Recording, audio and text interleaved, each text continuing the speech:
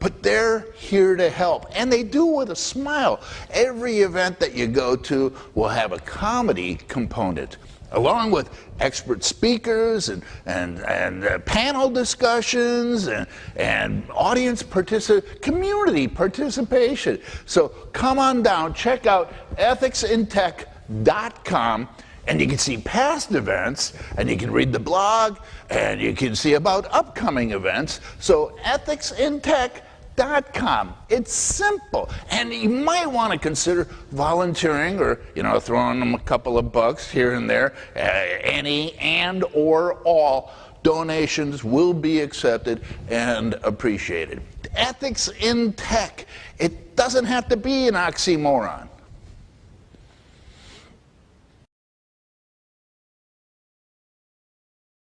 Hi, I'm Vahid Razavi with Ethics in Technology. For the past 8 years, we've been focused on ethical use of technology in various sectors, from AI, security, privacy. We've covered it all with our events and our blog. Today, I'm asking you to kindly consider making a tax-deductible donation to Ethics in Tech for turning the tables on the tech sector. As you're well aware, there's a lot of injustice that happens within the tech community, from the gig economy and its underpaid workers to employees such as myself that worked for Amazon and Jeff Bezos that were mistreated while I was there. And as long as we don't speak up, nothing will change. If we don't share what's happening, nothing will become of it and nothing will improve. So we want to turn the table. We want to create an app that targets tech community in corporate America and evaluates it based on how ethical and just they are, not just how great they are for the consumers. So with your help, we're hoping to raise some capital in order to do this. It's not a lot of money, and we can definitely build the app, and we have the experience to do it. We also want to be able to continue to fund our community of comedians, writers, bloggers that contribute content to our various events. With your help, we can do that. In return for your generous contribution, what we are willing to offer is annual memberships in Ethics in Tech that include events, online events, as well as in-person events once we can have them again, as well as access to our applications once it's developed, and of course our blog that's always free and does not serve any ads, and we don't plan to serve any ads on. So we hope you can join us. We hope that we can turn some of the injustice against the employees of these tech companies and be able to make a difference with your help. Thank you.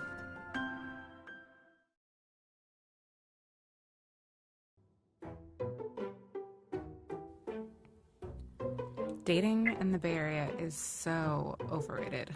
Tucker. Can online dating profiles be any more lame? Looking for an attractive woman to sweep off her feet. This one even listed married in his profile. I'm a nerd. I like music, creativity, and children, especially the hard-working kind. Seriously?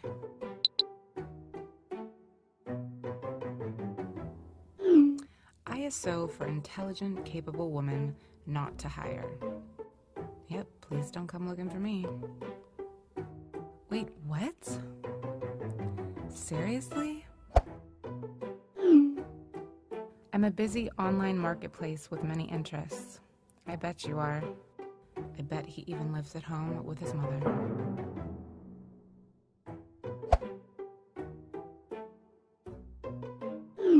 I am an easygoing social networking app. Do girls actually fall for this? I think I will be single for the rest of my life. Wait, hold the door. I haven't seen you here before. Good looking, great personality, and not creepy? I'll swipe to that.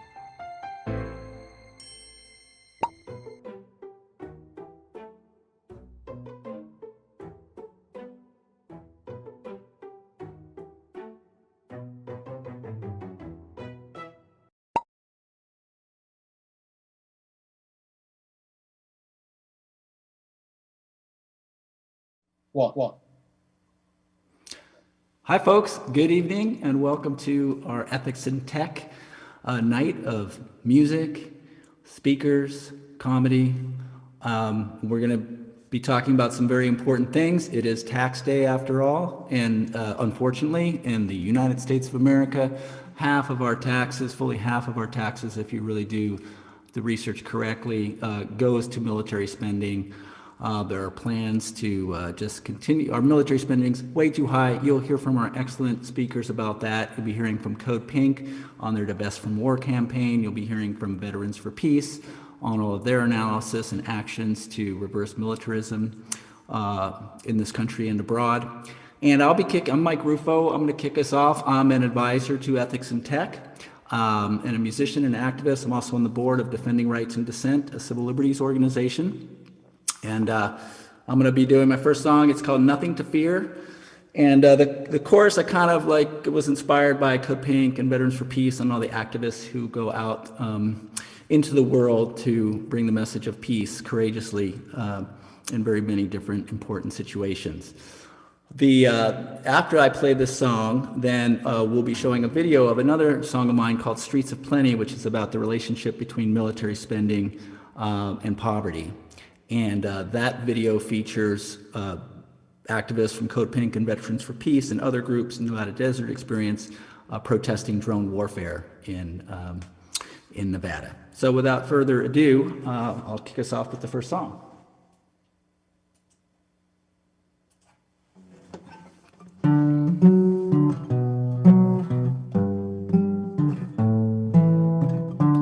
When you told me that you wouldn't run with me, but that you might wonder if I moved upon the glass, and I said, if you think about it, it's quite natural to consider facts and figurines and to look for the shining shades of meaning. And we were walking in peace, we were walking in love, and we were singing our songs for the stars above, for the stars above. And you said, where you gonna run to and where you gonna hide? If you've got love for yourself, then you've got love inside. And don't be confused, but do be belied by the Prince of Pride, who is also walking astride and combing your mind for just about anything to hold you in his hand and laugh as you turn round. And we had nothing to fear and nothing to hide as we were turning our backs on the Prince of Pride. Yeah, we had nothing to fear and nothing to hide as we were turning our backs on the Prince of Pride. And we've got nothing left to fear. Nothing, nothing, nothing left to fear. Nothing, nothing, nothing left to fear. Left to fear.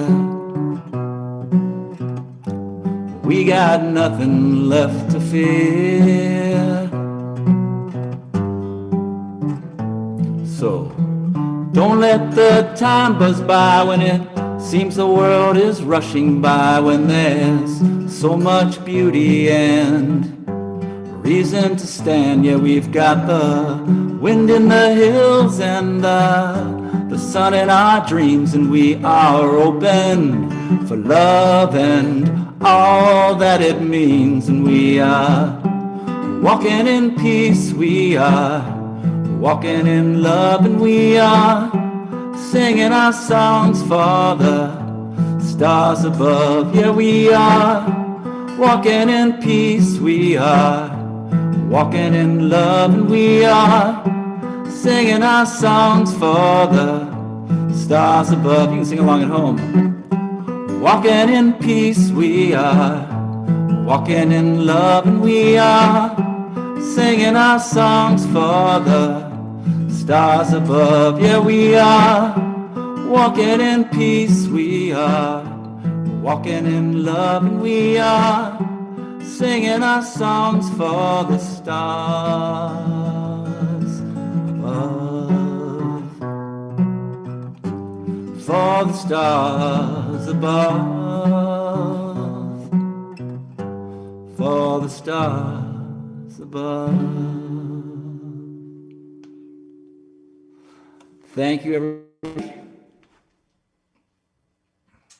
I'm just going to get rid of the screen for a second. I'll be back in a moment.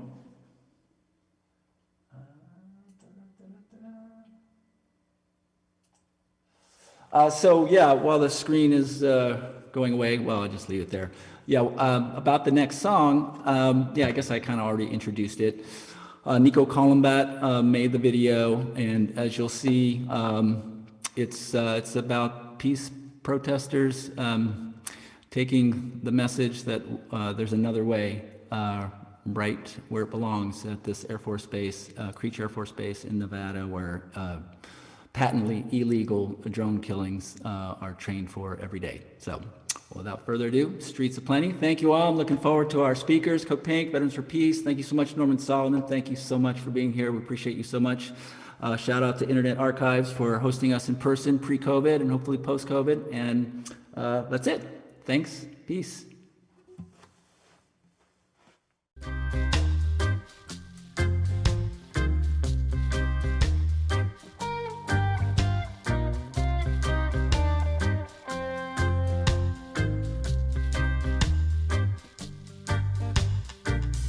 Looking down the streets of plenty, I see a haggard boy. He ain't had much to eat now. He got no bed to sleep in. Why come this class division? All our souls be idling in remission. Pretend we just don't see it. Pretend we really don't feel it while our taxes feed a war machine. Our taxes feed a war machine. Our taxes feed a war machine. Taxes feed a war machine.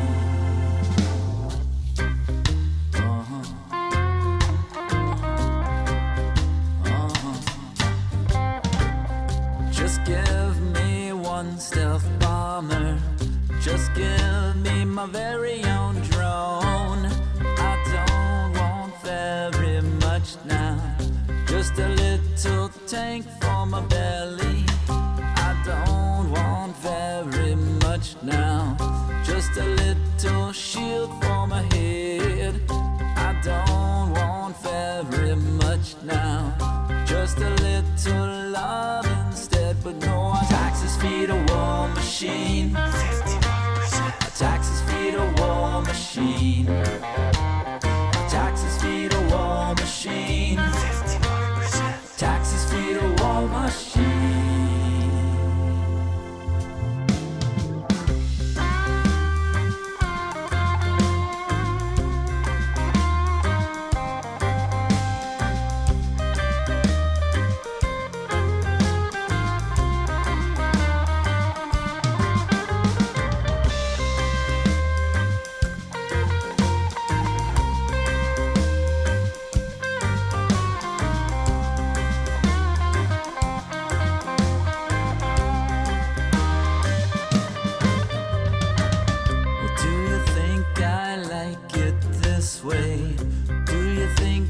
Chose my fate. I tried to use my bootstraps, but they get so thin they break. Come on, you great big spenders, send some software my way, my way. Looking down the streets of plenty, I see a callous nation while our taxes feed a war machine. Taxes feed a war machine. machine. Taxes feed a war machine. Taxes feed a war machine. Taxes feed a war machine. Taxes feed a war machine. Taxes feed a war machine. Taxes feed a war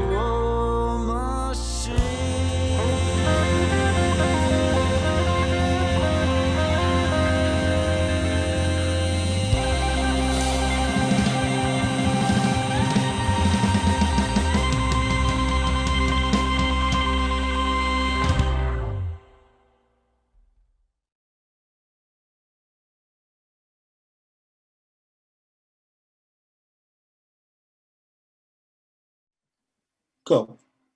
Hi, everybody. It's Vahid Razavi with Ethics and Technology. Thank you so much for joining us this evening.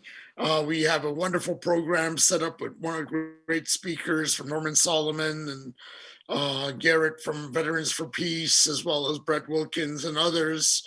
But before I start talking and introducing each of the speakers, I want to talk about the significance of tonight and why we're having this event. As you are well aware, today is tax day. This year pushed out by a month, but again, it's April 15th, and every year we pay our dues to the federales and the state government. And it's our those tax dollars that end up supporting our US military, one of the largest military in the world.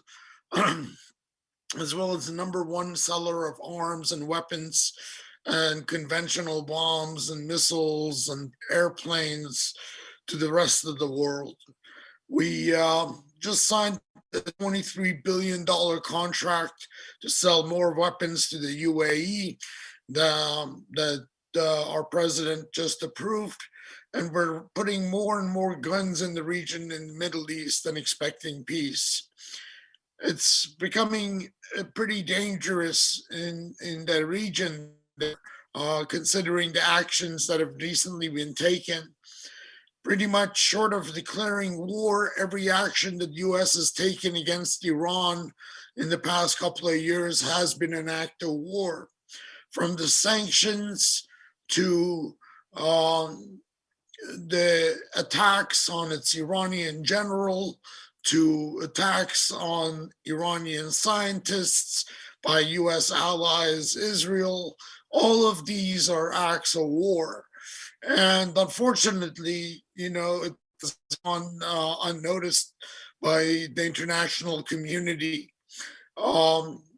Iranians are living under some of the worst economic pressures. Our military is used to exert that pressure.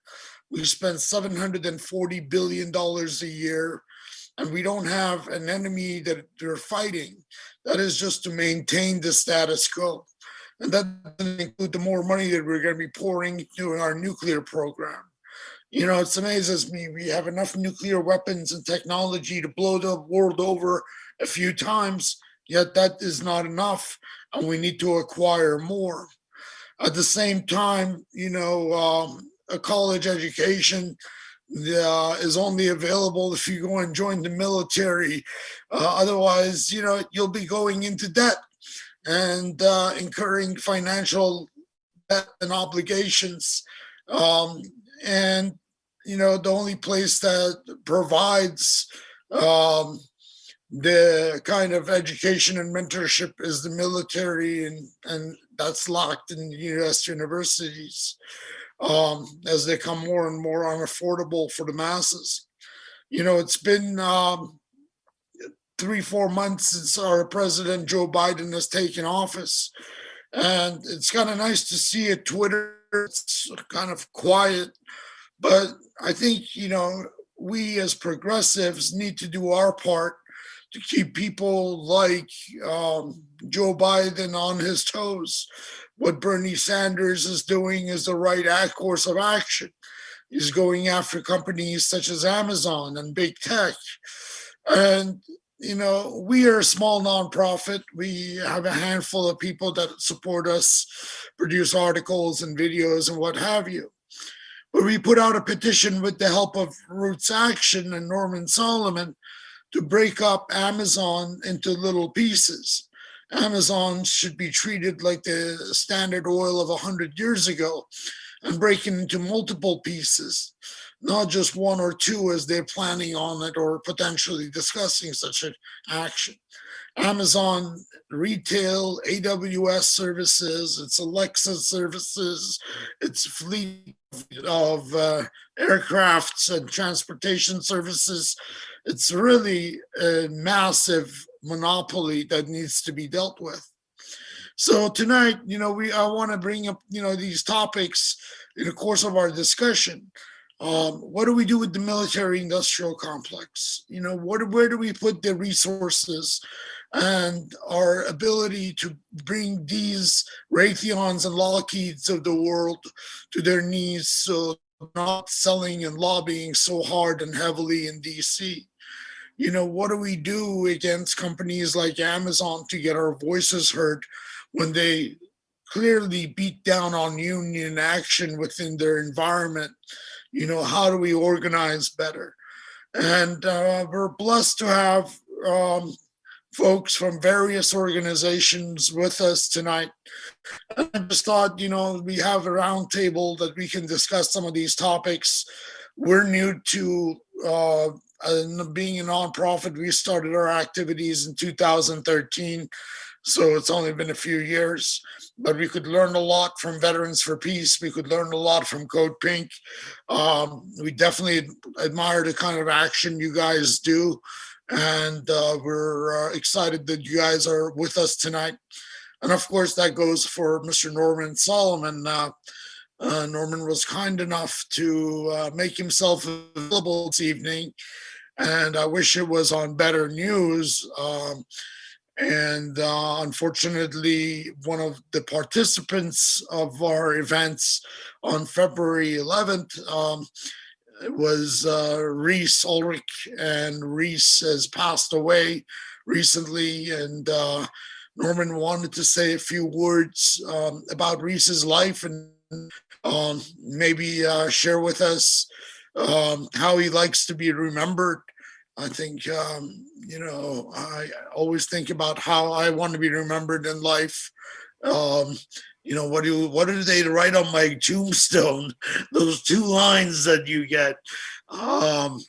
But Reese contributed so much in terms of his articles, his books, his contributions to the discussions in the Middle East, that it was really unfortunate to see him pass away. So Norman, I'm going to pass it to you, sir. So my first and foremost, my condolences.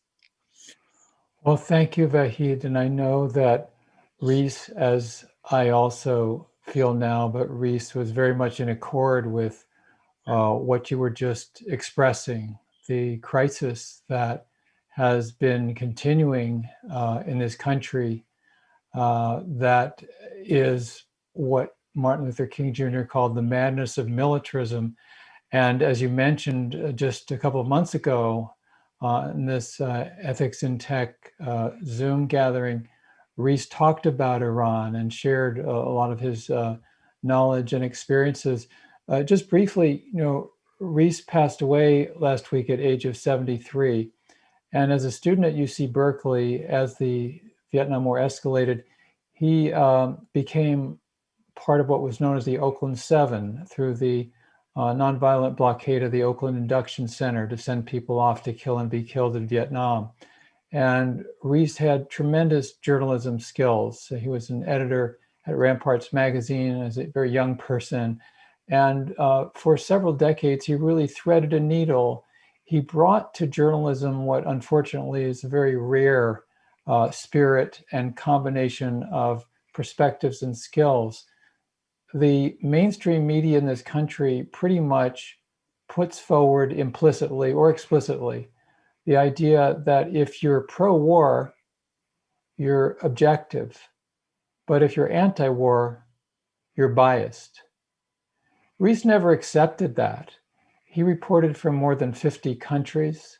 He reported for outlets ranging from 48 Hills and Progressive Magazine in the last few years, to NPR, Dallas Morning News, St. Petersburg daily paper. You would hear him on All Things Considered.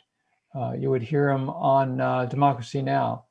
And he didn't accept any of those barriers or any of the mythologies that you have to kowtow to people in power to be a good journalist. As a matter of fact, he understood quite the opposite. It was really his independence of mind, his belief in human rights, and that truth was on the side of journalists rather than something to be shunted aside in an Orwellian fashion when it was convenient.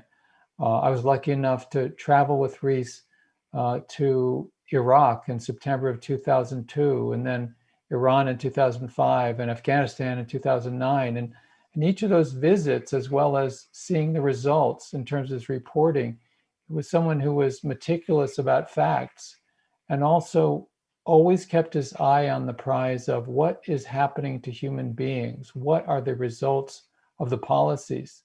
And he was able to arrange so many interviews that we wouldn't have gotten otherwise. And then he was able to put the information into perspective that, without being didactic, without being polemical, he really laid out so often, covering from several dozen countries, the consequences of US policies. And he did that in his books. His book titled The Iran Agenda Today, still very, very relevant, came out in the last few years. The Iran Agenda Today is a book that Rees labored over to try to convey to people that is US foreign policy that has created such a conflict for so many decades now between Washington and Tehran.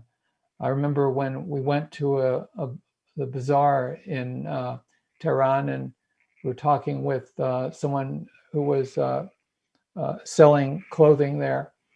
And he said, people really want peace, and problem is governments. Governments get in the way of that desire for peace. And Rees was very clear through his research, through his reporting, that in so many places, that the suffering and the conflict, and he wrote books about Cuba, about Iran, about Syria, the unfortunate reality was the crux of the problem was overwhelmingly what Dr. King called the madness of militarism. Vahid, the out of control military spending that you're referring to, in search of enemies, as the former CIA agent John Stockwell described it, in search of enemies. Rees was never in search of enemies. He was in search of the commonality of human beings and the necessity for us to connect with each other. And I think I'll just close on this note that Rees was extraordinary in the ways in which he internationalized information for people in the United States. We're so siloed. The news media in the US just routinely puts a red, white, and blue lens on the world, and other countries become important, according to news media and US policymakers, to the extent they bend to the will of the United States government or don't. And I know back in February when Rees was on this gathering with us, he was really glad to do that. He was already struggling with cancer, as he had for many months. And like him, I really appreciate what Ethics in Tech is doing as an organization. And so Rees Erlich Presente, we're going to carry it on. Thank you so much, Norman. You sure missed. I was recently introduced to his work. I've seen his articles many times, but I didn't know he had published 5 books, and you're a co-author of one with him. And I'm sure it was an exciting trip to go to Iran and be alongside Rees. if you ever make it back to Iran and I can travel there without having to be worried of repercussions, I would love to go with you. Me too. I'd love that. So thank you so much, Norman. Thank you. Mike Elk, are you on tonight? Mike, I don't see you as one of the presenters or speakers. So let's move on to Mr. Brett Wilkins. Brett Wilkins is a writer for Collective 20 and Common Dreams. He's also a board member of Ethics in Technology and has been alongside of producing content for Ethics in Tech from very early on. So Brett, I'll pass the mic over to you. Thank you, Vahid, and condolences to Norm. I knew you guys were kind of close, or very close, I hear. And what you said about Martin Luther King really resonates. MLK spoke of the evil triplets of militarism, materialism, and racism. These are three central tenets of U.S. imperialism, and there would be no U.S. imperialism, at least not from the middle of the 20th century until the present day, without big tech. Any honest discussion about the history of Silicon Valley must acknowledge that its birth and growth were and still are intimately tied to the military-industrial complex. That perilous and profitable partnership between government, military, and big business that President Dwight Eisenhower famously warned us about in his farewell address 60 years ago, just a couple months ago. And this was after presiding, of course, over 8 years of the unprecedented growth of the military-industrial complex. But in fact, it was one of the first startups, Fairchild Semiconductor, which was founded in San Jose in 1957. 2 years later, invented the world's first practicable integrated circuit, is widely regarded as the original Valley startup. And not only were Fairchild's chips using computer technology, they were also a key to military tech during the Cold War. The first transistors that they marketed were sold to IBM for use in computers aboard B-70 bombers. And more of them were sold to Autonetics for use in guidance systems of Minuteman intercontinental ballistic missiles, which can destroy the world and which to this day, are the only land-based ICBM thermonuclear weapons in the US arsenal. Back then, as now, the Defense Advanced Research Projects Agency, or DARPA, funded Silicon Valley tech companies' research and development. DARPA was originally created during the Eisenhower administration in response to the Soviet Union's launch of the Sputnik satellite. And in addition to sci-fi sounding experiments in robotic exoskeletons, flying submarines, cyborg insects, and mind control prosthetics, DARPA also played a key role in research and development of ballistic missile defense, nuclear test detection, the militarization of outer space, and lots of other military applications. They also developed the world's first satellite positioning system for the military, which is the precursor of today's global positioning system, which we know as the GPS. DARPA also brought us, in whole or in part, civilian staples such as computer networking, which we now know as the internet, and graphical user interfaces and information tech. In the 60s and 70s, the Pentagon poured billions upon billions of dollars into early tech companies, while also funding universities, including MIT and right here in the Valley, Stanford, to grow the minds which would fuel the military-industrial complex further. And throughout the following decades, the role of the military-industrial complex in Silicon Valley and tech companies not only endured, it's expanded. There exists today an insidious and intentional interplay between the military-industrial complex and big tech, a conflation that's reached such a critical junction that there are now those who call it the military Google industrial complex, and not without very good reason. Many of you may now know that Google Earth, for example, many of you might not know, sorry, that Google Earth is the result of a CIA-backed startup that Google actually bought and renamed Google Earth. Google also bought Waze, which was, started as an Israeli military project. Google also runs its own spy satellite along with the US government. The company gets the high resolution images the company keeps the low resolution images, and the government gets the best ones for itself and whatever nefarious purposes that they put them to. It's not just Google, of course, as the battle between Amazon and Microsoft over the Jedi contract demonstrates. And no, that's not something out of a Star Wars movie or a reference to the Defense Innovations Unit recent quest for a real-life Death Star, which the Pentagon estimated would cost $193 quintillion, just slightly more than the military budget requested by Joe Biden. The real-life Jedi is a cloud computing endeavor of epic proportions and involves the relocation of millions of servers. Let's take a brief look at one of Microsoft's other recent products, the HoloLens 2 interactive goggles. Microsoft touts HoloLens 2 as a tool for education and training in medicine and manufacturing. However, the company also has signed a nearly $500 million contract with the US military to develop the tech for use on the battlefield. And with US troops active in dozens of countries around the world and actively bombing or attacking at least half a dozen of them right now, despite President Joe Biden's so-called withdrawal from Afghanistan, there are plenty of battlefields and plenty of profits to go around. If there's a silver lining to all this, it's that the tech workers themselves are standing up and saying no more. Microsoft employees protested the company's Pentagon partnership with HoloLens. They said that, quote, "We did not sign up to develop these weapons and we demand a say in how our work is used." And our own founder, Ethics and Tech founder, Vahid Razavi, one of the problems that he had working at Amazon AWS was that he objected to the company's use applications of their technology for military uses. So since the very beginning of the military industrial complex and the beginning of big tech, the two have been very intimately connected. And the way that we get through this is, by demanding that it stop, and that by workers in these companies stand up and speak out like Vahid did, like the Google employees and the Amazon employees did during the Jedi contract and more. And so I feel hopeful that in the future that there'll be more of this activism, and that it will lead to a reevaluation. Although I'm under no illusions that the big tech and the military will always be interconnected. And thank you so much, Vahid, for having me again, and thank you everyone for being here.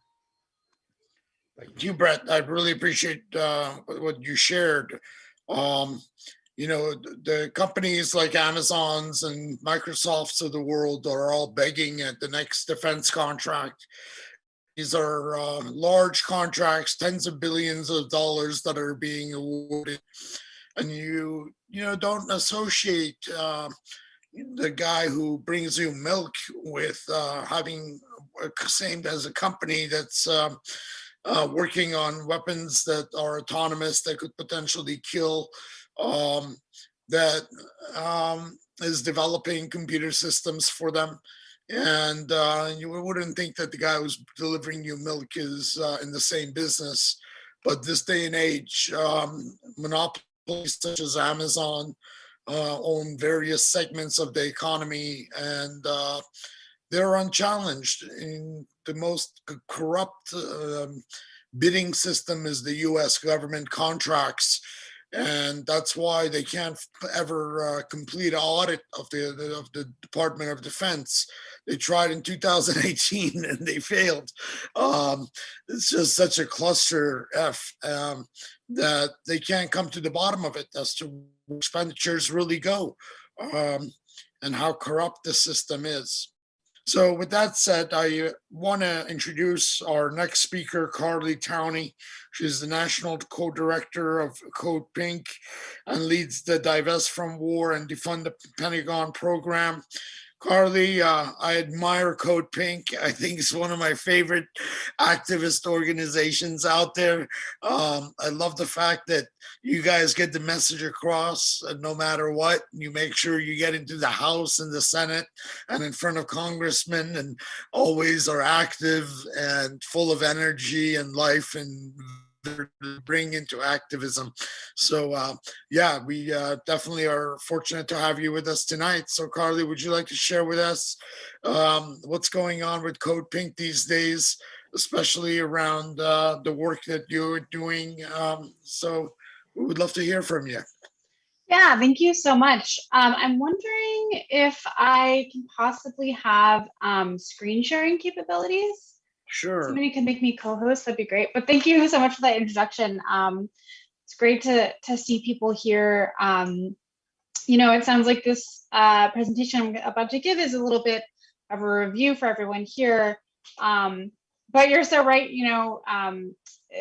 since COVID started, it's been, we've had to sort of shift some of our tactics and the ways that we engage the public, just because, like you said, we can't get into congressional meetings. So we're really excited for COVID to really end soon.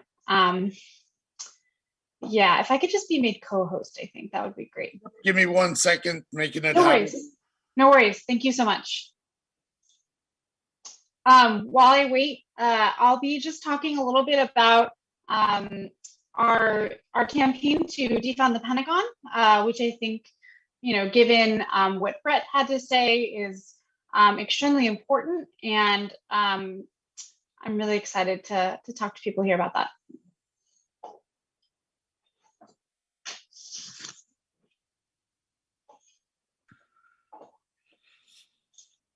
Okay, looks like I'm good.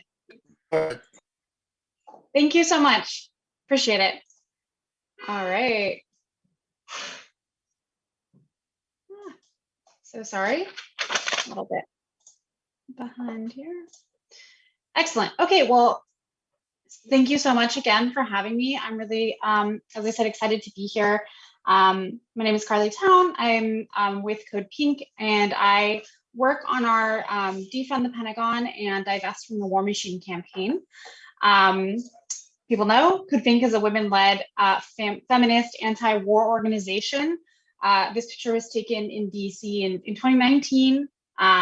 So, you know, hopefully soon we'll be able to be back in the streets together. So the campaign that I wanted to talk to people about today, as I said, was the Defund the Pentagon campaign at Code Pink. And I think, you know, it's always important to really contextualize our military spending within the rest of the world. So while these numbers are from 2019, it remains the same that the United States spends more than the next 10 countries combined on our military. And if you compare that to what we spend on the rest of our federal budget, you can see on federal discretionary spending, the military makes up more than half of the pie, right? So I think this really introduces for us and everyone here the stakes that are involved when we're talking about reducing Pentagon spending and investing in our communities. And this campaign really operates under a really simple principle, which is if we're going to end war, and that's one of our goals at Code Pink, is we have to stop allowing companies to profit from war. I think Brett really got to that in his conversation, right? This connection between these companies and the war machine in Congress is incredibly important. So, you know, something we have to kind of take a step back and understand is how is it that war profiteers exert so much influence over our politicians? You know, one thing we have to focus on is the fact that, you know, weapons manufacturers and quote unquote defense contractors use their huge profits every year to fund the campaigns of politicians. Politicians then vote to extend existing wars, engage in new conflicts, find new enemies, and steadily increase the Pentagon budget every year. So this is a very cyclical process. Of course, this doesn't encompass the entirety of the way that the war machine captures our politicians and Washington, but it is an important dynamic that we're going to talk a little bit more about today. But also I want to take a step back and look again at the Pentagon budget. So in 2020, the Pentagon budget was $740 billion. And we saw how much that compares to the rest of our discretionary funding at the federal level. But something that's really important about that number is that half of that entire budget goes directly to private quote unquote defense contractors, including weapons companies like Raytheon, Northrop Grumman that have been mentioned. And I think something that's also important is this shift to the sort of commercialization of the Pentagon budget represents 164% increase in spending on private contractors since 2001, since the beginning of the so-called war on terror. So another part and piece of this problem is that, you know, we spend so much money creating weapons. we give so much money to weapons companies and defense contractors that we have what's referred to as quote unquote excess military grade weapons that are then funneled into our local communities through the 1033 program, which allows the Department of Defense to get rid of excess equipment by passing it off to local authorities. And since the beginning of the program, over $7.4 billion of property has been transferred to more than 8,000 law enforcement agencies around the country. And that's just what we know of. And you can see this is a police officer from protests and uprisings over this past summer. So this is still an issue that is incredibly important. So something that we also have to look at is who receives military contracts. People have already started discussing this, and I think it's one of the most important aspects of our campaign is understanding what are the actual companies that receive these contracts, and how does that relate as well to who is donating to our politicians. So in 2019, there was a ranking of the top 20 DoD contractors.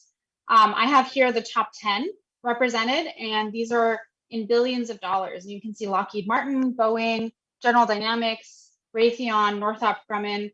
Those are the top 5 companies that receive contracts from the Department of Defense.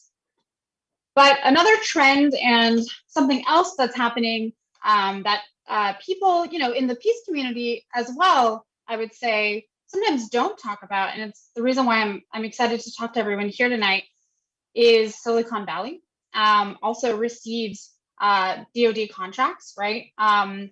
So while DoD contracts are shrouded in intense secrecy, large tech companies like Google, Microsoft, and Amazon have unreported military and law enforcement contracts with the DoD. And other tech giants in Silicon Valley are also cornering the market, right? So I think with all of that context and a little bit of background information, something that is really important is to talk about what we can actually do. Going up against the military industrial complex is not easy, but there are concrete actions we can do. People already brought up a couple of things I wanted to mention in regards to tech organizing. I think tech workers have shown some really innovative, some really inspiring and organizing that we should also be supporting. So tech workers are organizing to withdraw their labor from projects that don't align with their values. The Alphabet Workers Union, which was made up of workers from Google, had this in their statement of purpose. All aspects of our work should be transparent, including the freedom to decline work on projects that don't align with our values. We need to know the impact of our work, whether it's on Alphabet workers, our communities, or the world. So pretty explicitly, showing that when workers bring attention to and begin to reject working on these sort of projects, they're the ones who have the power. Similarly with Microsoft workers. But another thing that I also wanted to just sort of touch on quickly here is this connection between the campaign contributions that our politicians receive from these large weapons companies and defense contractors and their willingness every year to vote to increase Pentagon spending. So the Security Policy Reform Institute, which is an independent and grassroots think tank, did a study and showed that there's a direct correlation between contributions from the defense industry and voting to maintain or increase the Pentagon budget every year. So one thing that we're doing at Code Pink, trying to raise awareness about this and also get people to start talking to their representatives about this issue, is we have a pledge to ask Congresspeople to commit no money from top weapons manufacturers and the NRA, stop taking campaign contributions from the top 5 weapons makers. It's a very simple pledge, and it can be very clarifying. I've been in meetings with, people in their communities, talking to their Congresspeople, asking them, to stop taking these campaign contributions and this very clear conflict of interest, right? And it can be very clarifying when their congressperson refuses to do so, right? And that's also a moment of importance, I think, in our organizing work. And then finally, I just wanted to quickly mention this because it is important at this moment, which is Congress is now deliberating on the Pentagon budget for fiscal year 2022. People might have heard that Joe Biden just came out with his Pentagon budget proposal. Unfortunately, he has proposed an increased Pentagon budget to increase it to $753 billion in 2022. But thankfully, President Biden doesn't decide the Pentagon budget, Congress does, right? And right now, at this moment, it's most crucial to reach out, engage with our Congress people, and call on them to defund the Pentagon. There's a growing movement in Congress to do that, and I think now is the time to really reach out. So that's it. I just wanted to leave people with my email address as well, in case you have any questions or you want to reach out to me. But I'm going to go ahead and stop sharing my screen now. All right. Well, thank you so much, Carly. Greatly appreciate your time and the kind of work that Code Pink does. And thank you for being a part of our event tonight. Hopefully the work that we do has an impact in reducing the lobbying efforts by the military industrial complex, or at least trying to balance it out so these politicians hear from us. That's what Code Pink does the best, is getting on the streets and knocking on congressmen's door. And it's very proud of everything that you guys do. So thank you for all your work, Carly. Our next speaker doesn't need an introduction. Garrett Rappenhagen is from Veterans for Peace. He's the executive director. Garrett was honorably discharged in 2005, and he served as a sniper captain, I believe, in the military. And Garrett, we'd love to have you guys speak about what Veterans for Peace is up to during the time of U.S. proposing $700 billion budgets. Yeah, thank you for having me on. It's an honor to be part of the show. First time I'm part of the show. Hopefully it's not the last. I was not a captain. I was a grunt. I was an enlisted soldier. So I served in the 1st Infantry Division, U.S. Army. It was it was a hell of a time. I was a cavalry scout and part of reconnaissance units, basically. And I served in Kosovo and then ended up going to Iraq for a year in 04-05. And, it was through that experience, really through the moral injury that I was incurring, that motivated me to turn against the conflict and turn against all war, really. The perpetration of violence, which resulted in moral injury, is very different than the post-traumatic stress disorder. There's a massive difference, in my opinion. And I could take pills and mitigate the damage from post-traumatic stress disorder at the VA, but they're never going to create a pill that cures the fact that I was betrayed by my nation and by my government, that I was lied to about the myths of who we are as Americans, and sent to a conflict based on fraudulent reasons.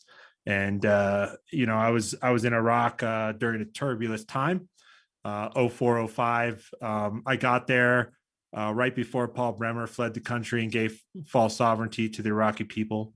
I was there when Abu Ghraib was exposed, the first Battle of Fallujah when the contractors were hung up from the bridge, the re-election of George W. Bush, the second Battle of Fallujah where we leveled the city, and the first congressional elections were all a time where I was in Iraq fighting and serving as a soldier, doing over 180 sniper missions during that year. It's motivated me to become anti-war. I was the first active duty member of Iraq Veterans Against the War, now About Face Veterans Against the War. And I'm the first now executive director of Veterans for Peace, who's a post 9/11 service member. In fact, right now I'm serving as the executive director while we have the first post 9/11 president of the organization, Adrian Kenny. So there's a real transition, I think, in the veterans peace movement and GI resistance movement. And not to say that we're not extremely excited about the fact that we have a tremendous legacy to stand upon, and a great amount of mentors that are continuing to be active every day and involved in protests like the one at Creech Air Force Base that was talked about earlier, and involved in a lot of the campaigns with Code Pink, a strong partner in just about everything that we do. So it's a really, really powerful organization, and you know, it feels at times that the peace movement is quiet and dead, but you know, I see the passionate people every day that are dedicated to this work, and I can tell you that it's very strong and very powerful. So you know, I was asked originally to talk a lot about the things that Carly talked about, and you know, it's almost impossible to fill in any gaps in that immense PowerPoint. Carly's been working in that position in the Divest Invest campaign for a long time, and is an absolute pro, and delivered an incredible presentation on that. But I will tell you some of the other things that we're working on, and you know, we talk about this 50% of our tax dollars going to the quote unquote defense industry. And there's a lot of policy issues that we can work on with that. And I think, you know, defunding the military is a massive effort. There's a lot of other policies that we can work on, changing the AUMF, you know, getting more of our representatives involved in the military spending reduction caucus. A lot of things like that are very concrete and ingrained in kind of moving decision makers. But we also have this massive cultural battle, I think, in the United States and in the world. And, you know, we're a culture right now that is addicted to war, that's militarized all the way down to the children, you know, and a lot of that has to change. And we see the white disenfranchisement, white reclamation, destroying this country, the polarization that's destroying this country, where we're moralizing violence domestically, even in our own neighborhoods. And our most vulnerable and marginalized communities are being hurt and devastated by this, and literally living in terror in our own nation. And you know, it's got to change, and it's just seems to be a repetitive thing in our country that is not going away, and we got to fight it. And it's absolutely interconnected with the conflicts that we're fighting overseas. You know, I fought in a racist war, and you know, I don't say that lightly. You know, the atrocities that I was allowed to commit as a sniper overseas are only excused because of American exceptionalism, and you know, the atrocities that we commit are only allowed because we're murdering people of color and communities in the global South. And you know, I honestly think that if we're at war with a country of Caucasian people, that more folks would be standing up and opposing these sort of conflicts. But again and again, we fight these unilateral conflicts with people that, you know, have the budget of 4 F-34 fighters completely, you know, fighting the entire U.S. military in an opposed resistance to U.S. occupation and honestly, you know, extractive colonialism. So, you know, when we can't change even our own culture and our own society, our own communities, and move away from this racism and this hate, and started excusing things with like nationalism and you know, fear mongering, we're not going to be able to end war overseas. And you know, I think we have to fight that cultural battle as well as while we're fighting the battle within the halls of Washington. You know, I think you know, with Code Pink, I want to give another shout out because you know, a feminist driven movement to fight against war is just about everything that this country needs right now. And you know, there's some good programs that they have coming up to really highlight that effort. But we want to join in that as much as we can with Veterans for Peace. You know, one of the things that we're working on is Reclaim Armistice Day.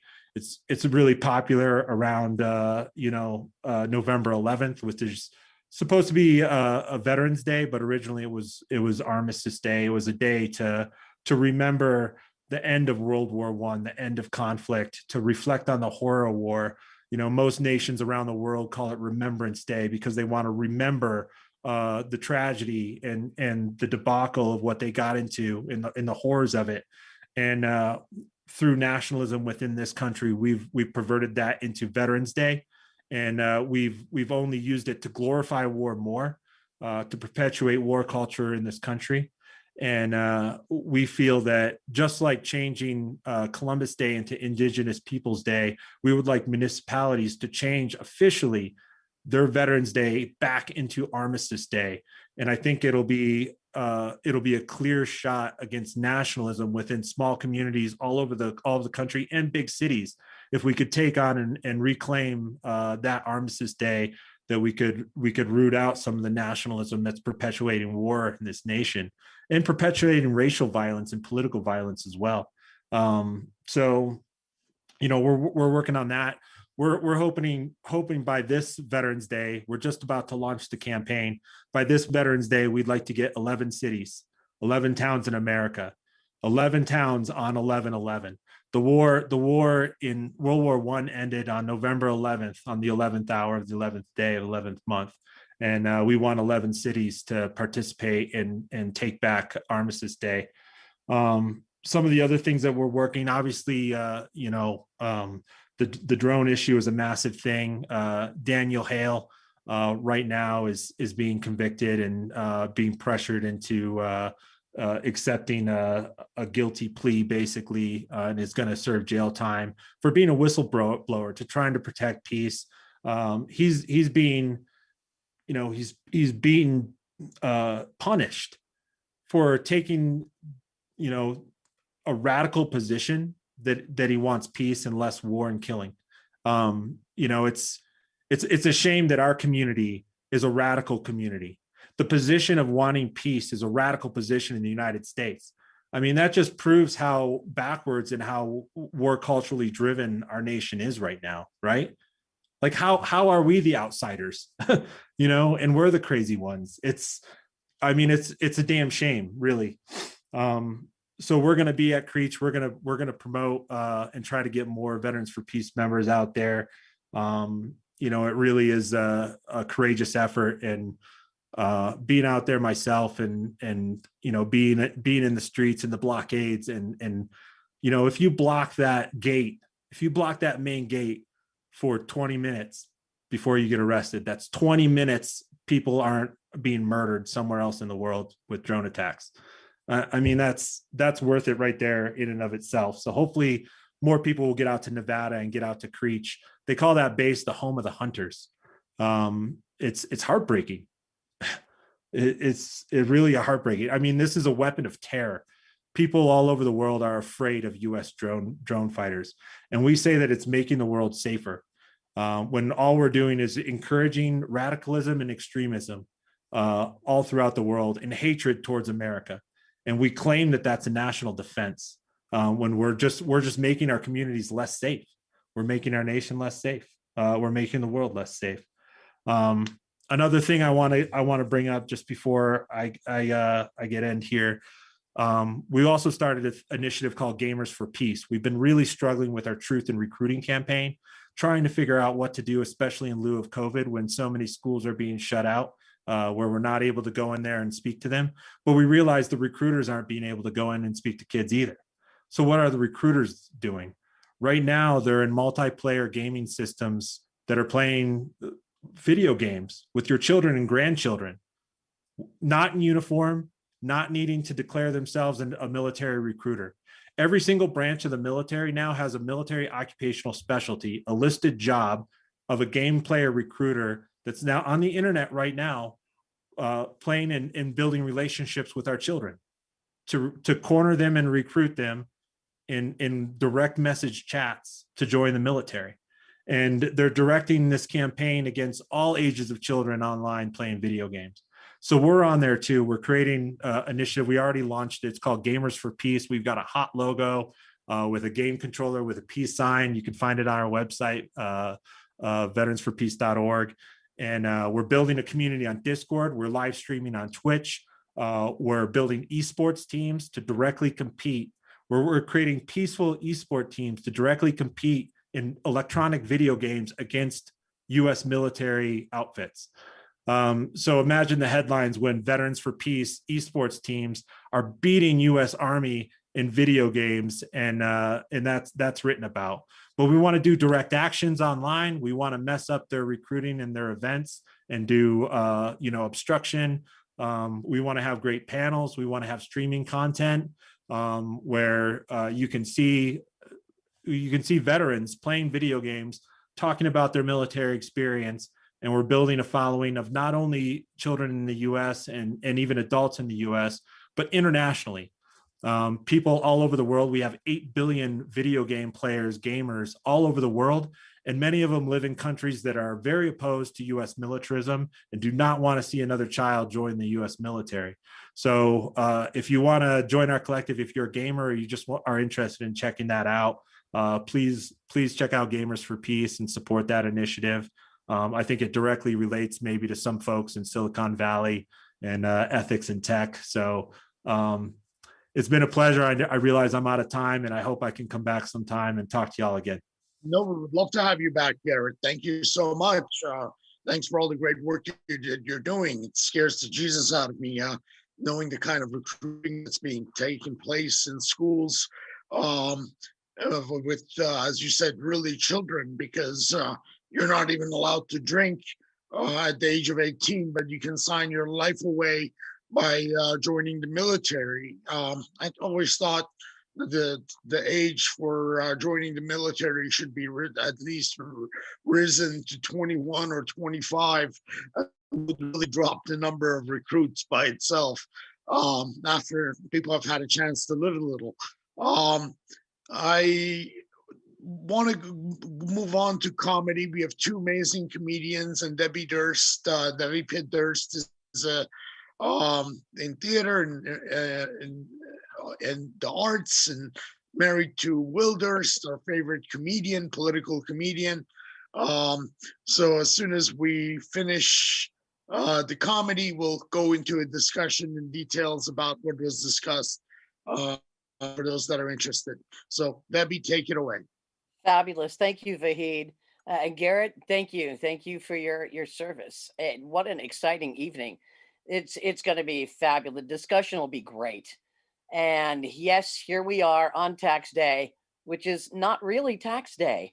So even though there's another month before I have to sign any checks or anything, I'm still sweating because it's just so crazy that every year Will and I have to pay taxes, and none of that money is going to where we would want it to go, like buy food for starving kids and provide heat for old people's homes and things that are much, much more important than a brand new drone that's better than any other drone in the country or in the world, or guns.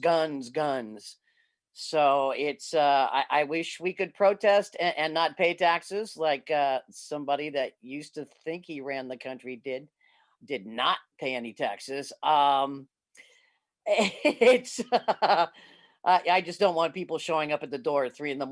going, we've come for the cats. Sorry, but it's really interesting. It's very interesting to live in these times, and to help us along, segue, to help us along with these times today, I've got two of my my favorite people that are going to regale you with their comedic talents this evening. The first comedian comes to you all the way at no extra expense to you from Massachusetts, which means it's way past his bedtime right now. Way past. Way past, yes. I've known this guy since, oh, good Lord, the 70s, and I'm talking the 1870s. He is older than dirt, and just in case you wanted to know, yes, he loves red vines. Ladies and gentlemen, please welcome Mr. Stephen Kravitz. Thanks, Debbie. Do you ever feel like you got off at the wrong bus station? I mean, I've been listening to everybody that's been talking, and I'm just blown away by all of it. You know, I have nothing I'm pro peace. I'm pro all of these folks are saying. Half of it I didn't understand. I'm not really techno wizardry. You know what I mean? I can barely work my cell phone. Some people can use their cell phone like a computer. You know, I can't even use my computer like a computer. So what do I know? But let's talk about something I like. Baseball. Baseball. We have baseball back. Now that's something we can all get behind, can't we? You know what I mean? It's the only sport you can take a nap and miss nothing. How can you beat that? And I go to baseball games all over North America. I go to AA, AAA, Rookie League. I go to ball games because I've always wanted to get a foul ball. It's one of my goals in life, to get a foul ball. I've never gotten a foul ball. It's one of my goals. It's not a big goal. It's not like I'm going to go out and get a job or anything, but it's my goal, you know? And like I said, I go to games. I was at a game up in Alaska, which was wild because it was in the summer. In Alaska, in the summer, it's daytime, even at night. At night, it's still daytime. The sun does this. Screw you. That's all the sun does. And it's like, oh, breakfast again? So anyway, so I'm doing my little skit up there. And then I have to go down to Kansas City. I figure I'll go watch Kansas City Royals play because the odds of me getting a foul ball there be pretty good. Because it'd be me and the three other knuckleheads in the stands. So I call them up and I go, what time does the game start? And they go, well, what time can you be here, my friend? And I thought that was very nice. And if you went to 2 games in a row, they let you pitch an inning. So I'm at the game and I'm enjoying myself. I have a section to myself, a whole section to myself. I got a hot dog, I got a pop. I'm having a great time. And 2 friends of mine are walking down the aisle. I'm thinking, what are they doing in Kansas City? Oh, witness protection program. That's what they were doing there. And they were there with their brand new baby. Brand spanking new baby. And first time parents will change their babies wherever they are. They really don't care for the people around them. And what I didn't know was brand new babies, newborn babies, their poop doesn't stink. There's no smell to their poop. But I tell you this, I'll never eat pumpkin pie again. Thank you very much. Thank you. Anyway, so I'm at the game and I'm watching the game and they want to know if I want to hold the baby. Now, I don't know if you can tell, I've never held a baby. I didn't know they were wobbly. The baby's doing this. And I'm thinking he's going to be taking a little bus to school, right? So they want to know if I want to hold the baby. So I say, sure, I'll hold the baby. And I hold the baby and I'm going, hi, baby. And the baby, and you know, because that's what you do. You go, hi, baby. And the baby's puking all over me because that's what they do. And I hear the crack of the bat and I look up and here comes a foul ball. First time in my life, but I'm holding the baby. So now I got a decision to make.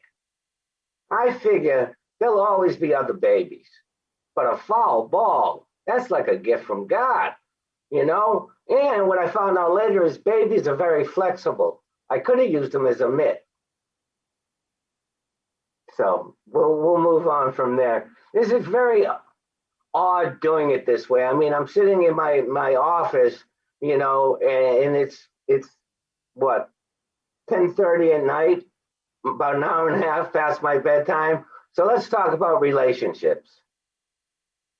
First of all, you can tell about when people are in a new relationship. You can tell, you observe people in the mall. Like if a couple wants to be in the mall, if the guy wants to be in the mall, they have just started dating and they're still going at it like bunnies. If the guy's lying on the ground screaming, kill me, just please somebody kill me, he's about 3 years into the relationship.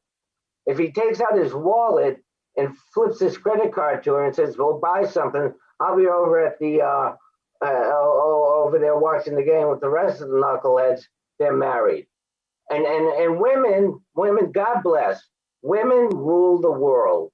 Oh, obviously, I mean, they let us think we're in charge, but we're in charge of nothing. Women are in charge. I mean, the only thing we're good for is carrying heavy stuff, and I'm not really adequate at that. you know. And what I don't understand is when we get to the mall, why do you have to look at every item in the mall? Every knickknack in the mall. I mean, have you looked at every? I mean, what is the point? Why are we just looking at stuff we can't buy? Why don't you just do what we do? Get a catalog, go to the bathroom, pick something out, and then just order it online. Simple, simple, simple. And then what I was thinking also is, if you're in a relationship and you're with the person who you feel you're going to be with forever, guys, listen to this.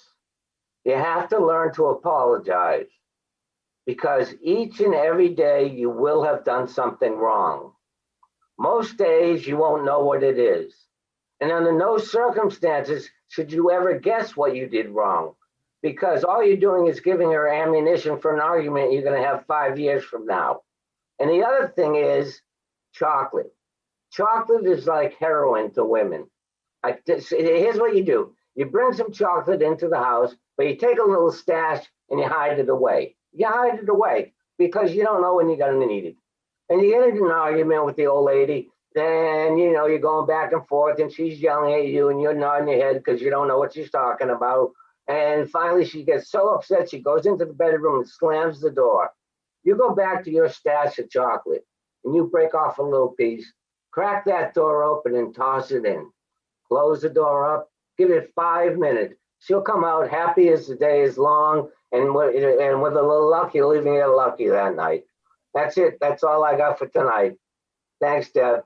Thanks for having me. Yeah, you're welcome, TV. Thank you so much. Yeah, thanks for coming to us all the way from Massachusetts. I know Yeah. it's way past. All right, Arthur, you take the smart stuff. Yeah, yeah. Our next comedian, a little younger than Steve, a tad younger. I've also known him for a very long time, but not since the 1800s. Probably the 1900s. Arthur Gauss is he's actually a San Francisco-based guy. He was born in the Haight District, and he still lives here, and he's bringing up a child in this city. Very brave. He's got a brand new album. It's called Nice Jokes, Smart People. It's available everywhere. There's no reason why you shouldn't have it. Ladies and gentlemen, Arthur Gauss. Yay! Yay! Yay! I'm assuming everyone can hear me. This is the thing about doing these Zoom shows. I don't know if anybody can hear me. As far as I can tell, this is the most animated mime show you guys have ever seen. How's everybody doing? Everybody doing good? Everybody doing good. Everybody. I'm just clapping. I'm just looking around. I'm gonna look into the gallery view. I have to switch between views. This is great. I'm just so happy. You know what? Here's the thing. Don't let this screen fool you. I am in my laundry room right now, coming to you live and direct. And here we are talking about ethics and tech. And it's like the pure irony of having to use the internet to talk about the ethical paradox of the internet. This is like, I don't know if you guys have heard of this Twitter thing, but it's like when people post on Twitter about destroying capitalism, it's like, oh yes, comrades, let us destroy the capitalist industrial complex by providing free content to this giant corporation with a set of business ethics that would make Exxon blush. Like, what a great idea, comrade. Let's do it. Anyway, here's the thing. My only qualm with the internet these days is that I just wish there was a little bit more intellectual honesty about what the internet actually is, right? Because like for 25 years, particularly, you know, like Deb said, I grew up in San Francisco. So for roughly 25 years now, I've been listening to internet people tell me about how the goal of the internet is not actually to make a lot of money for themselves, but to make the world a better place, right? This is what got sold to us, is that the internet's here to make the world a better place. And I don't know if you guys have looked around outside for the past 4 to 5 years, but I think we have a large enough data set, to use that terminology, I think we have a large enough data set to conclude that if the goal of the internet was to make the world a better place, they fucking suck at it. They suck at it. If that is their goal, they are terrible at that goal, and they should let someone else try to do it. Like, I don't know who would be better qualified than the internet to run the world. Let's see. Let me see. Oh, are the Juggalos available? Can we get the insane clown posse here to try to take a stab at it? Because I think they would do a better job. Here's one thing I have learned about the internet about the world from internet people, particularly over the last 4 to 5 years, is thanks to the internet, I now know that I am never going to vote for a rich person ever again. I don't care who the rich person is or how they got rich. If a rich person is running for something, I'm not voting for the rich guy. No, actually, that's not true. There is one rich guy I would vote for. I would vote for the guy who convinced every liquor store in America to have baklava right by the register. I will absolutely, definitely vote for that guy because that man is a commercial genius. Think about this during the middle of the pandemic, the height of the pandemic, you can get toilet paper, you couldn't get eggs, you can get flour, you couldn't get yeast, but wherever you went looking for those places, you could get baklava, right? And that's because some baklava maven, some baklava magnate is sitting in a golden mansion somewhere in Beverly Hills, floating around in a dollar-shaped swimming pool, where his son-in-law is sitting next to him going like, well, how'd you do it, Mr. Costadopoulos? And he's like, listen, kid, here's what I did. I put in shoe leather marketing. I went to every liquor store in America. And I said to him, look, you got a nice place here. You got a classy joint here. You got customers that are sophisticated. You got customers that are worldly. Here's the thing. When you're selling baklava, you're really selling yourself. So I said, look, you got your bread over here. You got your milk over there, you got your little goily magazines over there, but you need a dessert that is sophisticated and as worldly as you are, and as sophisticated and as worldly as your customers, and that dessert is crispier, and that dessert is flakier, and that dessert has honey and pistachios, and that dessert is Costadopoulos brand baklava. How many cases can I sign you up for today? Thank you, thank you, thank you. I will absolutely vote for that guy. Now, I will, other than Christodopoulos, the baklava guy, I will not vote for any other rich guy, no matter what kind of rich person they are. Because if a poorer person is running for him, there's this larger chance that I will have something in common with that poor person. Whoever the richer guy is, I have less in common with that guy. And it's designed to be that way. Rich people spend gobs and gobs and gobs of money to make sure they never have anything in common with me. The poor guy, on the other hand, he's dying to have something in common with me. No matter how different his life is, he might accidentally have something in common with me. So I'm going to vote for the poor guy, no matter how poor he is, no matter what kind of poor he is. It could be like, well, I'm Whiskey Pete, and I'm running for Senate. And it just seems to me that, well, if the minimum wage was changed to CPI in the 1970s, that actually by now the minimum wage would be a little bit more like somewhere in the $21 to $23 range. Well, also one time I ate a belt. Anyway, beans for everyone, plenty of beans for everyone. Anyway, thank you. That's Whiskey Pete for Senate. I'm Whiskey Pete, and I approve this message.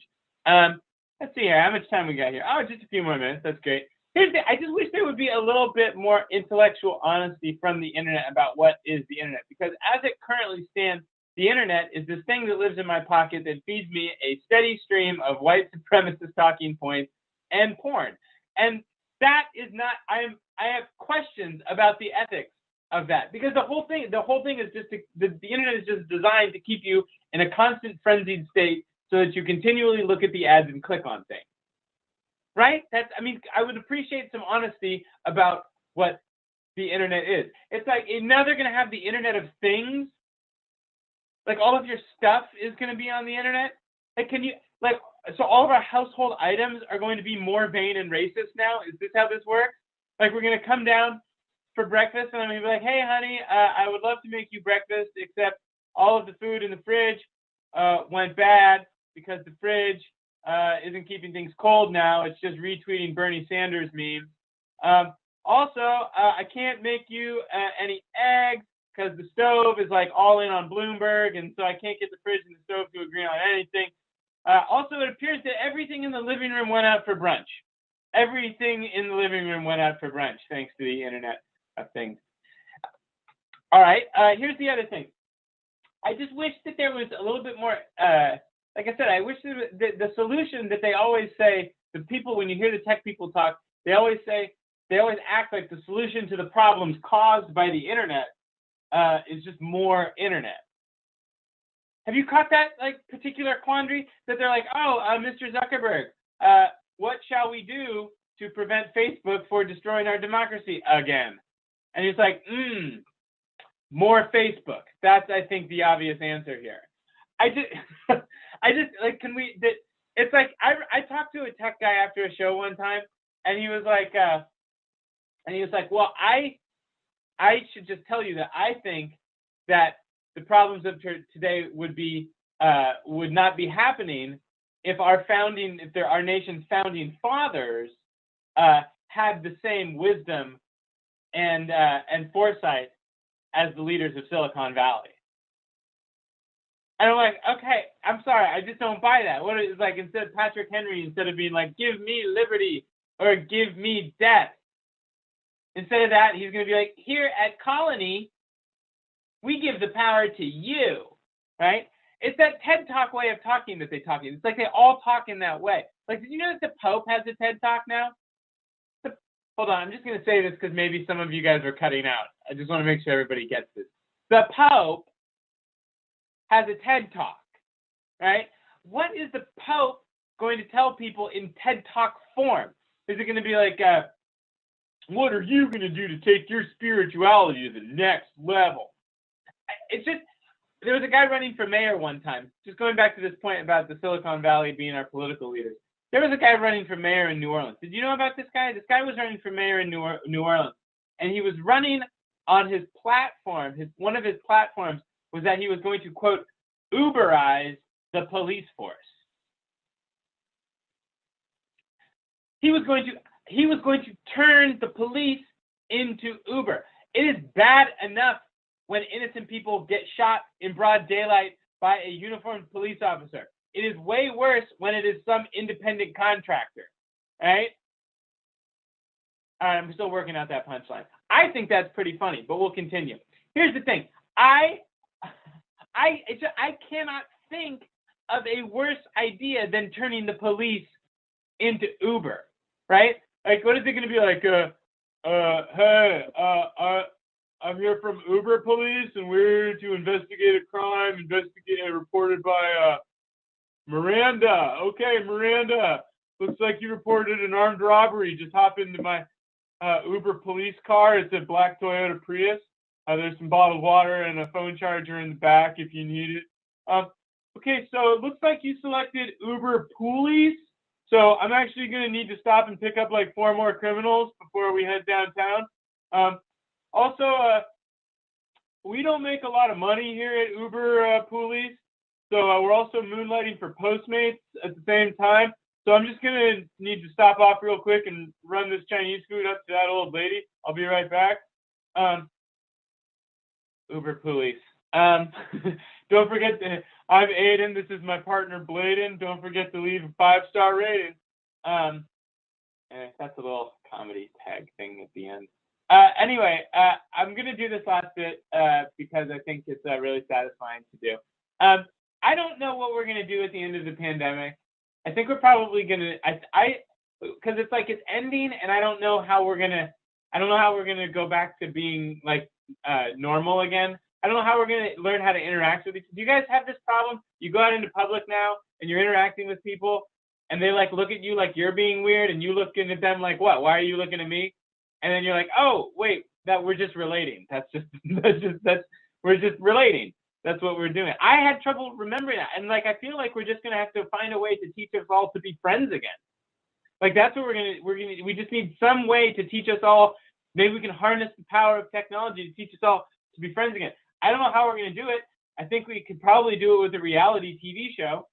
I mean, it seems like we can teach Americans to do anything with a reality TV show. Like, for example, The Bachelor taught us how to love again, right? And like, I don't know if you've seen this show, Little People, Big World. It's about a bunch of little people, women with dwarfism who live in a house in LA and like party and live in LA. And it just shows you, we learned from that show that little people can just be as vain and obnoxious and more or less braying idiots the same way big people can be. And like, oh, I don't know if you've seen this show, Toddlers and Tiaras. It's a show about child beauty pageants. And that show taught us all that every single person involved with the production or conceiving of Toddlers and Tiaras is a complete goddamn psycho and should be thrown in jail. So I think we can learn things from, I'm not saying, I definitely think we can learn things from, and I even think we can learn how to be friends from a reality TV show. Like, for example, the Great British Baking Show, that show is just about people being friends with one another, right? That the baking is merely a pretext for everyone to be nice to one another. That's what it's really the Great British being nice off is what, here's how nice the Great British Baking Show is. Here's the not nicest thing I ever saw on the Great British Baking Show. They were doing one of their challenges, and the voiceover goes, Peter has chosen a controversial ingredient for his signature bake. And I'm like, what is this going to be? They leave it a pause out there, and they go, controversial ingredient, hemp seeds. That is the not nicest thing. Hemp seeds is the not nicest thing I've ever seen. And when they had to explain to the old lady what's controversial about it, one of the old lady judges, she didn't know what was controversial about it. And she goes, well, why is that controversial? And one of the other British judges goes, oh, well, hemp seeds come from the same plant that give us naughty cigarettes. That's right. They called marijuana, quote, naughty cigarettes. That's how nice this show is. If this were the American version, like America's most thoughtless microwavers, right?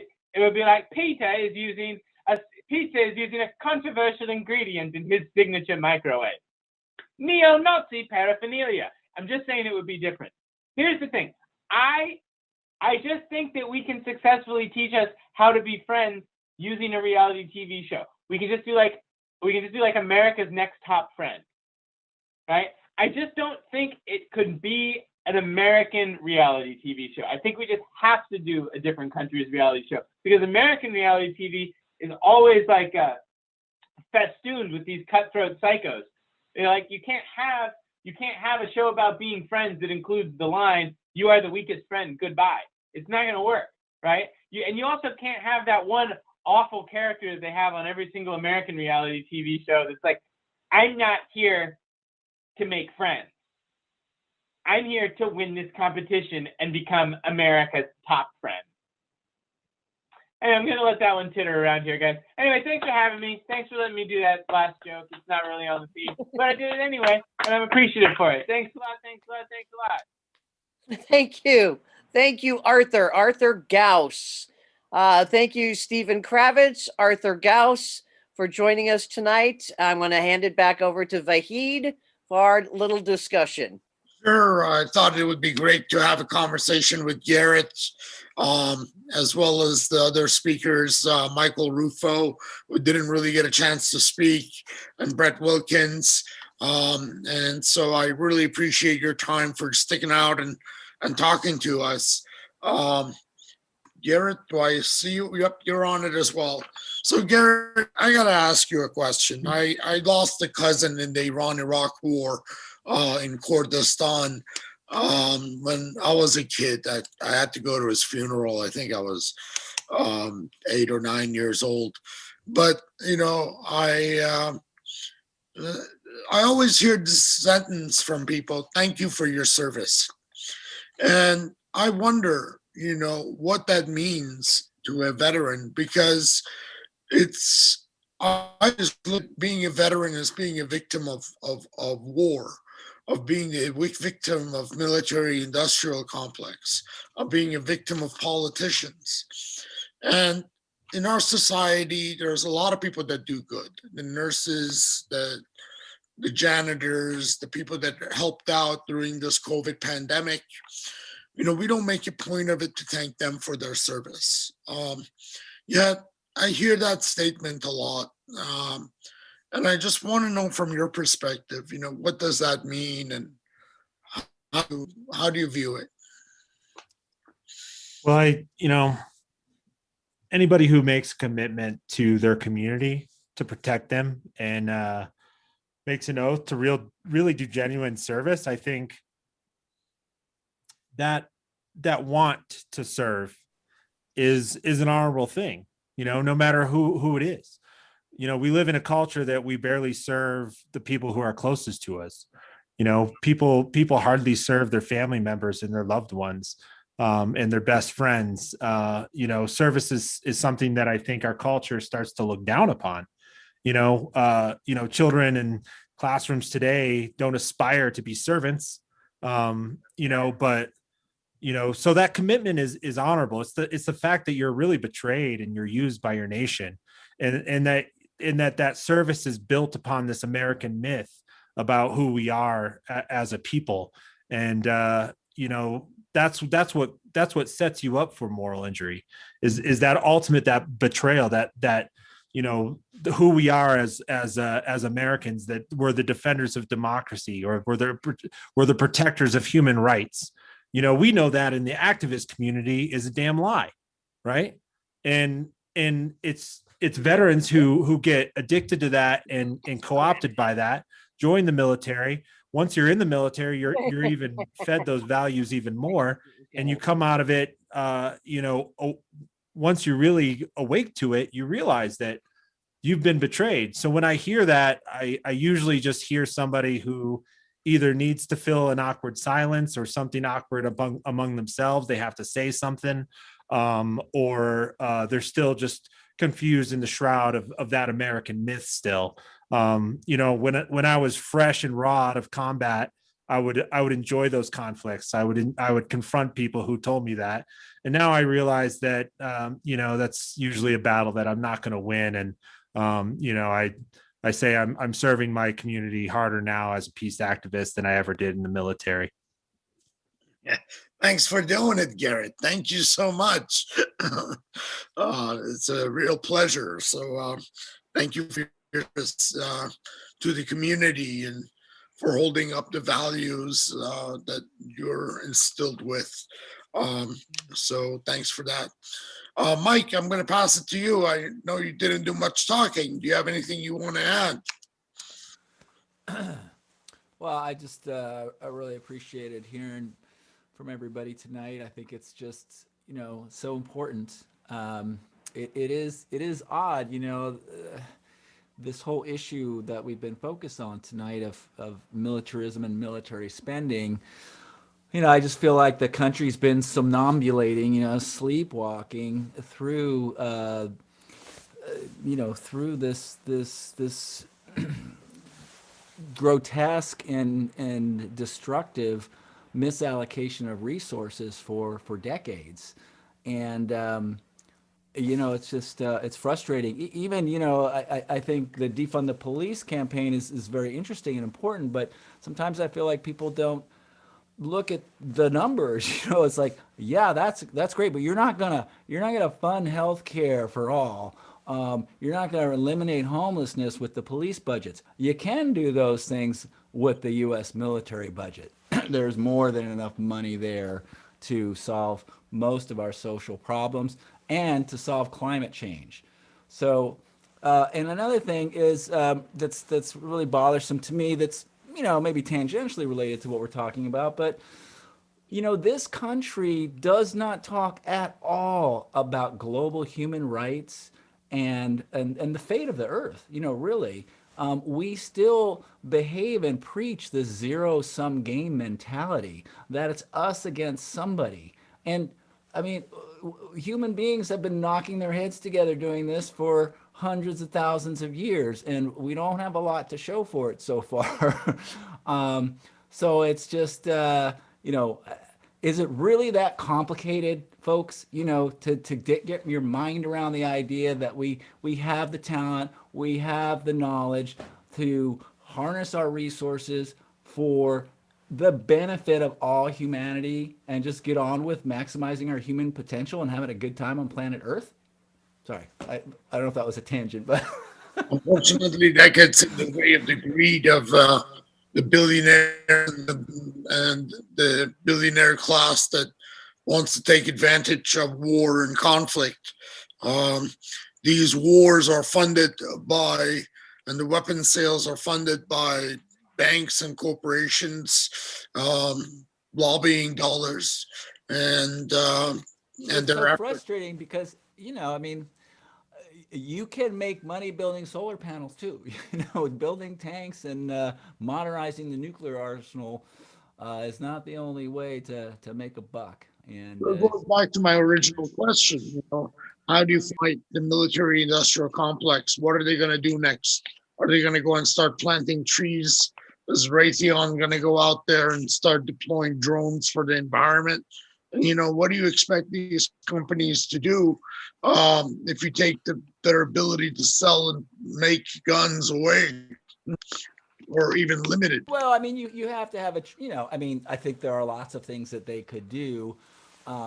But people are maybe a little bit lazy, right? People like to do what they've always done.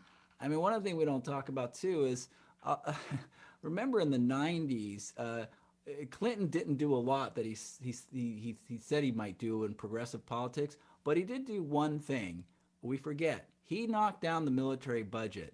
And some would say that, there was a very strong reaction to that, which is very sad because I commend, that was like a 20% reduction. That's when a lot of the bases were closed. Hey, look at some of those base closures. They're beautiful now. We have all kinds of marshes restored of Northern California from where these unnecessary bases were. But I guess what I'm trying to, it's a conundrum because you're right. They're vested interests. They're lazy. I'll just call it lazy. They don't want to retool themselves. They don't want to it's not that hard. It could be done. It's also a mindset, though. They really, I think a lot of these folks believe in this us versus them zero-sum game.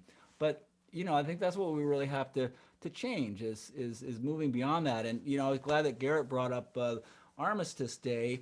I was in Kansas City years ago for a music conference, and it was right next to the park there for Armistice Day. And, I was kind of shocked. I went over to this thinking, seeing all these big statues and stuff for it was done in like 1917, and all the stuff written, it sounded like the hippies of the 60s. These were the after World War I people, generals were all like, this is madness. We admit it. We admit this was utter madness, and we've got to change it.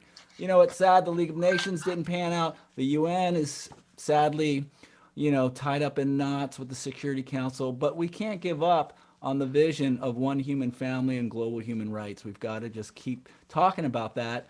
And also just uplifting the poor of the world. This whole needless fighting over immigration. Well, people don't want to leave their homes. They'd be more than happy to stay where they are if they could survive.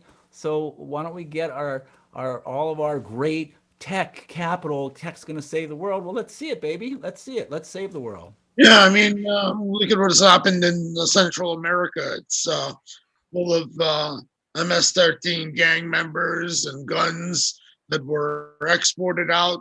Our gun policy in the U.S. directly affects what takes place south of the border.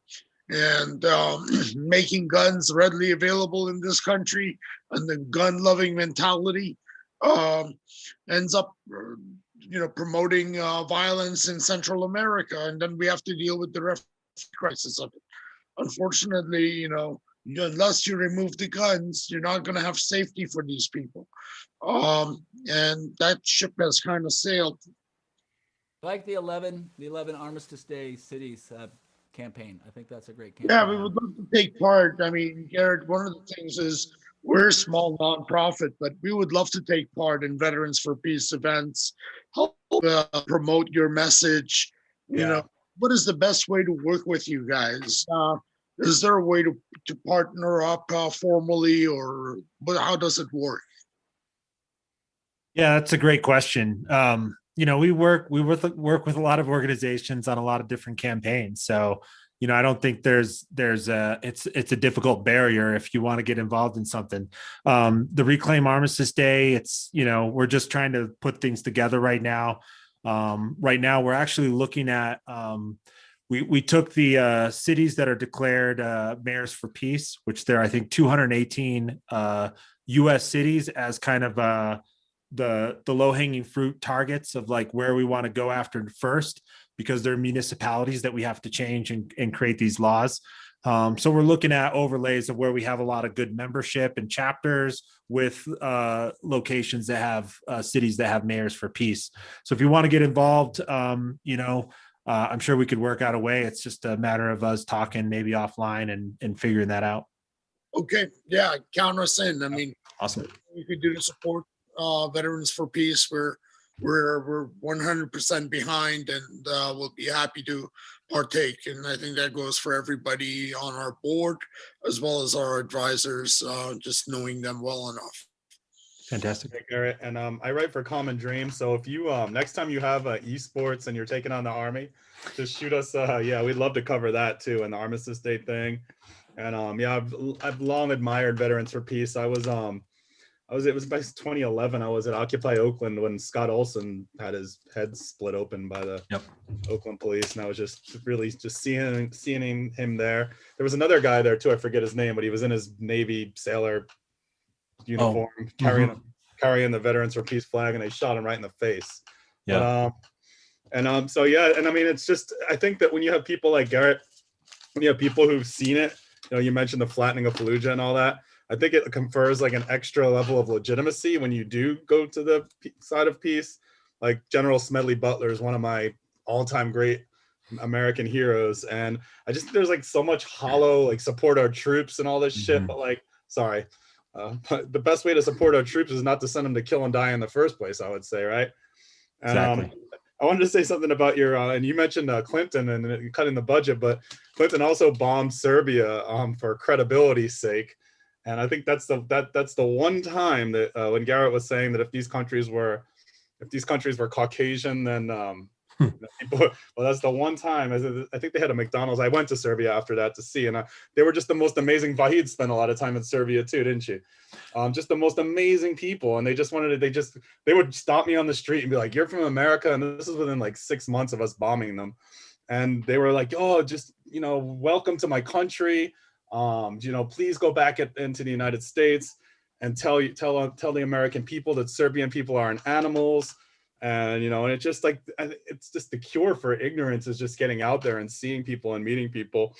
And that's about all I wanted to say. And the climate change thing that you mentioned, it's like, not only could we use the money that we would spend on the military to mitigate climate change, but we'd also be like reducing the number one carbon emitter on the face of the planet, right? Yep. So, we do have our newest national project actually just got approved by our board of directors, is a climate crisis national project connecting militarism and the climate crisis issue. Not only is the U.S. military an emitter of a massive level of emissions that's destroying our climate, but they protect extractive colonialism and fossil fuel extraction. They protect the transportation of massive amounts of fossil fuel. There's the monopolizing of all that money that can go to just transition and green technology solutions. It's the damage that just the military does alone to our climate goes far beyond just the direct waste. And we see all the bullshit coming out of the Pentagon and even the Obama White House about greening the military. It's just greenwashing the military. Having a biodiesel fleet is not the solution, right? We're not going to make clean bombs. We're not, it's that destruction is not going to help in the waste that we produce in bases like in Okinawa and, the PFCs that we're leaking into the water in our own communities here at home and abroad. It's just awful. And, we got to stop it. You mentioned Fallujah. Our Gamers for Peace right now are partnering with CARE with the new game that's coming out, 6 Days in Fallujah, which CARE calls a Arab murder simulator. It's just an awful game with just a bad premise and theme to relive historic battles in Fallujah as if you're an honorable American service member, when all you're doing is showcasing the perpetration of violence against, Muslim communities again. So we're going to try to partner with them and have them on Gamers for Peace and talk about that video game and try to make sure that platforms like Microsoft and Steam and all these places that host video game sales don't sell that game. Garrett, if we can spread that message on our Ethics and Tech blog, we would love to. Also, whoever is running that campaign would love to do an interview and highlight it. So just look at us as another way of reaching a different audience. And I don't know if Garrett, if you got any questions for us in terms of the kind of programs we put together. We've been doing this since 2013 by starting by making fun of the NSA, doing NSA comedy nights when Edward Snowden came out with his revelations. So, you know, we definitely are outspoken bunch. And we know that there's a lot of good people doing great work. So we try to rope them in to tell us how they're doing it, and we can learn from them. And so do you have anything you want to ask us at this point? Well, I mean, it's a great combination of adding music and, you know, comedy. I think you really have to build a community that's worth saving, and you got to enjoy your time together. So the community stands together as friends, and when you need them, we can have critical mass to make the changes we need. So, you know, where did this thought come from to combine all these great cultural aspects and then activism as well? That reminds me, Tom Morello's doing some stuff with you guys now. Yeah, I've been working with Tom Morello for a while, you know, getting to know him through Thomas Young, the Body of War documentary, and becoming friends with Thomas is how I got to know Tom Morello, and he's been really gracious and helpful in a lot of stuff. So, Garrett, I have a request. We have a petition for breaking up Amazon. It's got about 1,800 or so signatures, or 2,000 signatures. And we were hoping if you guys don't mind sharing it on Twitter or your newsletter, we want to close it next week and present it to the members of the Senate. And we just want to make sure if we can get the word out, that would be great. I'll get it out tomorrow on Twitter. Thank you so much, Garrett. Mm-hmm. I want to say that we're going to be wrapping up the event tonight a little early so I can give the time back to people. But I wanted to first thank everybody that has attended these events in the past. I want to thank the speakers, the comedians, the musicians, Debbie, Brett, everybody that made it happen. We're going to take a little break in the month of May. We don't know what's going to happen with the pandemic in terms of having live events. If we can have live events so we can shake your hands and see you in person, we would love that. And if that doesn't happen, well, we'll come back in June, July timeframe via Zoom. But hopefully things go well and we can kick this damn bug and go back to a normal life or semi-normal life. And hope we meet up on either an event or a direct action. Anybody wants anything they want to add before we? I just want to say, like, you know, hopefully we can all spread some ethics and tech community love for Will Durst and his continued recovery. Thank you. Thank you so much. Yes, absolutely. He's totally missed Debbie. It's like watching paint dry. It's drying, but it's really, really slow. Yeah. Yeah. He totally misses everybody. He misses ethics and tech. He misses getting on stage. And I said, you know, if you're going to have a stroke, this would have been the time to do it because nothing is open and no one's on stage anywhere. So only you can get away with saying that. Yeah. Only you could say that too. Yeah. So all he needs to do is just concentrate on getting better. And, you know, it's happening. Well, my pal here, this is Screamy from the Quarn Scream. You know, it's been a year, folks. We've been at this, right? And Screamy's kind of getting to the. I know it's been difficult, but Screamy says he really enjoyed the night and the comedy was really good. Yeah, he was a comedian next time, Mike. Thanks, Arthur. Thanks, Garrett. Thanks, Vahid. Thank you all. Thank you so much. Take care. Good to see everybody. Stay safe. Best wishes. Have a good fight, everyone. Take care. Good night. Bye. Hi, I'm Vahid Razavi with Ethics Technology. For the past 8 years, we've been focused on ethical use of technology in various sectors, from AI, security, privacy. We've covered it all with our events and our blog. Today, I'm asking you to kindly consider making a tax-deductible donation to Ethics in Tech for turning the tables on the tech sector. As you're well aware, there's a lot of injustice that happens within the tech community, from the gig economy and its underpaid workers to employees such as myself that worked for Amazon and Jeff Bezos that were mistreated while I was there. And as long as we don't speak up, nothing will change. If we don't share what's happening, nothing will become of it and nothing will improve. So we want to turn the table.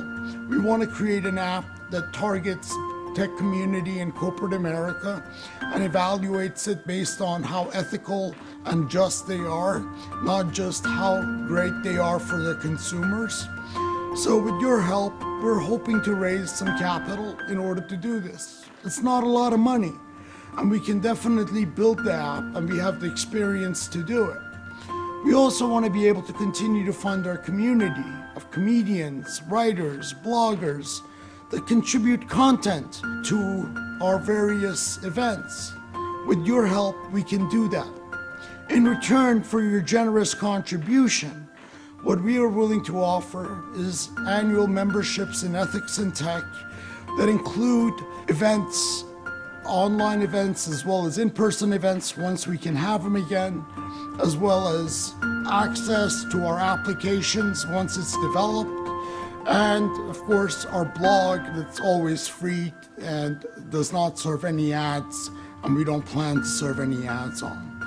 So we hope you can join us. We hope that we can turn some of the injustice against the employees of these tech companies and be able to make a difference with your help. Thank you.